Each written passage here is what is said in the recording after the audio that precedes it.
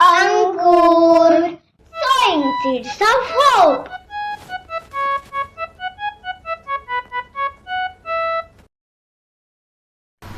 अंकुर मराठीवरच्या संत भानुदास महाराजांच्या गोष्टी ऐकल्या का? राजा कृष्णदेवरायाने विजयनगरमध्ये नेलेली पांडुरंग मूर्ती परत पंढरपूरमध्ये आणण्याचं मोठं काम केलं. साक्षात पांडुरंगाने त्यांना दृष्टांत दिला आणि सांगितलं, भानुदासा, तू मला विजयनगरच्या बंदिवासातून सोडवून पंढरपूरला परत आणलंस. तुझ्या या ऋणातून अंशतः उतराई होण्यासाठी मी तुझ्या वंशात जन्म घेईन. आणि खरंच साक्षात पांडुरंगाने भानुदासांच्या वंशात एकनाथांच्या रूपाने जन्म घेतला असं म्हणतात. भानुदासांचा मुलगा चक्रपाणी आणि सून सरस्वतीबाई यांच्या मुलाचे नाव होते सूर्यनारायण.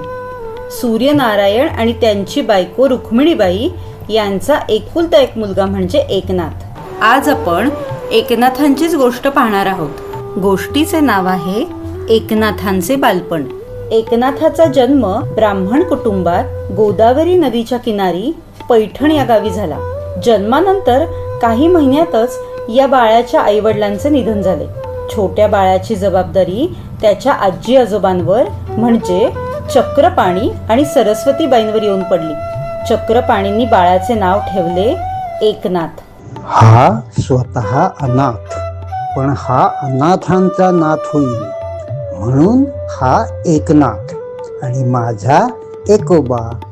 चक्रपाणी आणि सरस्वतीबाई आपल्या नातवाला लाडाकोडात वाढवत होत्या. तळ हातावरच्या फोडाप्रमाणे जपत होत्या. छोटा एकनाथ पण अतिशय समंजस, प्रेमळ, श्रद्धाळू, अगदी गोरा गोमटा गुटगुटीत बालक होता. 15व्या शतकापर्यंत महाराष्ट्रात यवनी सत्ता मजबूत झाली होती. अति कठोर अशा चातुर्वर्ण्य जातीव्यवस्थेमुळे समाजात उच्च नीच असा भेदभाव मोठ्या प्रमाणात वाढला होता.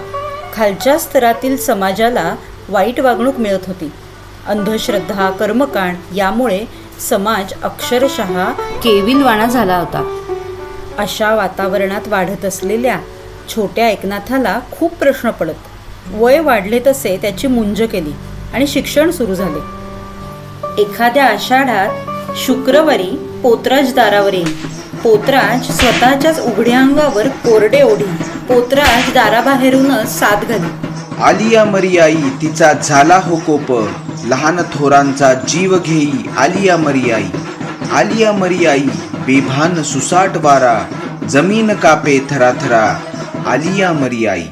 मग सरस्वतीबाई बाहेर येऊन पोतराजाच्या बायकोला थोडे पैसे देत, धान्य देत, सोबत असलेल्या उघड्या मुलासाठी घरची जुनी जुनी वस्त्र पण देत. घे बाय, पांघर तुझ्या पोराला. मग पोतराज खूप सारे आशीर्वाद देऊन खुश होऊन जाईल.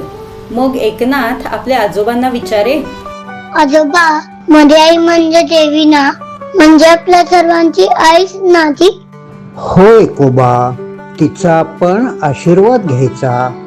हा पोतराज आपलं दान पोचवतो मरियाईपर्यंत, मग ती आपल्या सगळ्यांचं कल्याण करते. पण आजोबा, मरियाई आपली आई आहे, तर तिचा कोप का होईल तिच्याच मुलांवर? जीव का घेईल ती? आई अशी कधी वागते का? मग आपण तिला का घाबरायचं? अरे, आषाढात पावसा पाण्याची रोगराई पसरते, हा देवीचाच राग आहे असं सांगत पोतराज सगळीकडे फिरतो. मग देवीचा कोप कसा? आजोबा, तो छोटा मुलगा उघडा का फिरत होता?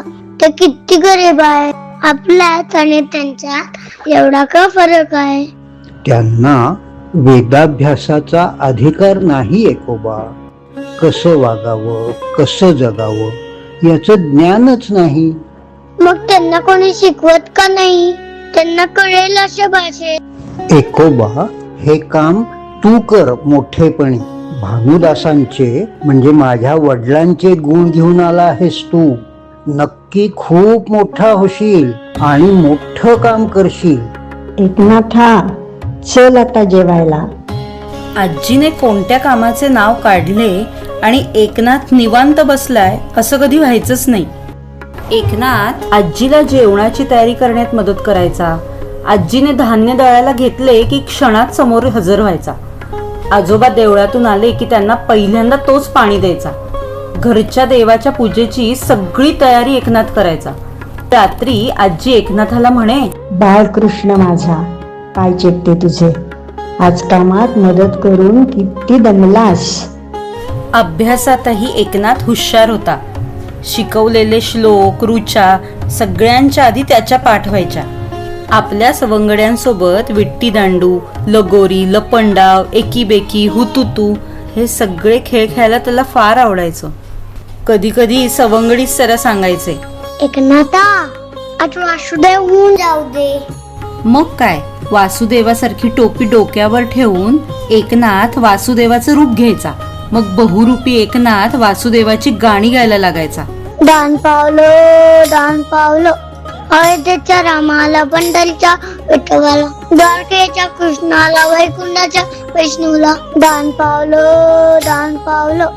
नाचत नाचत आलेल्या वासुदेवाला एक सवंगडी विचारायचा, वासुदेवा हे घ्या धान्य, देवापर्यंत दान पोचवा माझं आणि 18 संध्या पाठ होतील माझ्या, अशा आशीर्वाद द्या मला.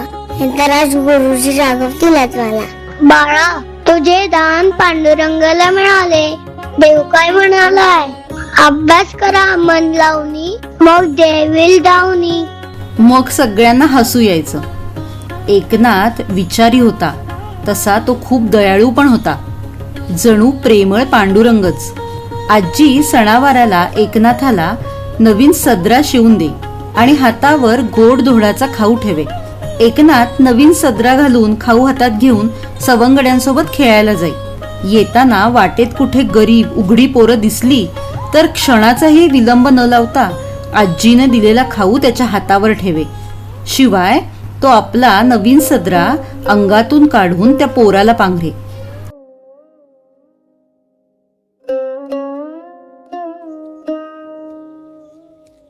आणि स्वतः मात्र उघड्या अंगानं घरी येई. मग आजी त्याला म्हणे, एकनाथा, उद्या डोंबाराच्या पोराच्या अंगावर दिसेल ना मला तुझा नवीन सदरा. बघता बघता एकनाथ आता 12-13 वर्षाचा झाला होता. समाजाला लागलेली उतरती कळा पाहून त्याला नवीन नवीन प्रश्न खूप अस्वस्थ करीत होते. एकनाथ आजूबाजूला सतत पाही. एखाद्या झाडाखाली बसलेला एखादा तांत्रिक संकटात असलेल्या लोकांना सांगे की पशुबळी द्या, मग तुमचे कल्याण होईल. देवळातला एखादा पुजारी मोठ्या मोठ्या दक्षिणा घेऊन यजमानांना वेगवेगळ्या पूजा करण्याचा आग्रह करी. हे पाहून एकनाथ घरी येऊन आजोबांना विचारे, आजोबा, पशुबळी देऊन, यज्ञ करून, मोठ्या मोठ्या पूजा करून देव प्रसन्न होतो का? संकटात असलेल्यांना चांगलं कसं वागायचं, देवावर विश्वास कसा ठेवायचा आणि संकटातून मार्ग कसा काढायचा याबद्दल कोणीच का सांगत नाही? हो हो हो हो, एकोबा, अरे किती रे तुझे हे प्रश्न. तू म्हणतोस ते खरं आहे, पण तुझ्या या प्रश्नांची उत्तर काही माझ्याजवळ नाही. त्यासाठी तुला गुरु मिळायला हवा. एकनाथाच्या मनात हे आजोबांचं बोलणं एकदम ठसलं. गुरु शोधण्यासाठी त्याचं मन आता अस्वस्थ होऊ लागलं. आजोबांनी सांगितल्याप्रमाणे गुरु भेटायला हवा. सद्गुरु मिळाल्याशिवाय आता मला चैन पडणार नाही. एकनाथाला कुठं जायचं, गुरुस कुठं शोधायचं, कोणास गुरु मानायचं हे माहित नव्हतं. त्याला गुरु मिळेल का हे पाहूयात पुढच्या गोष्टीत.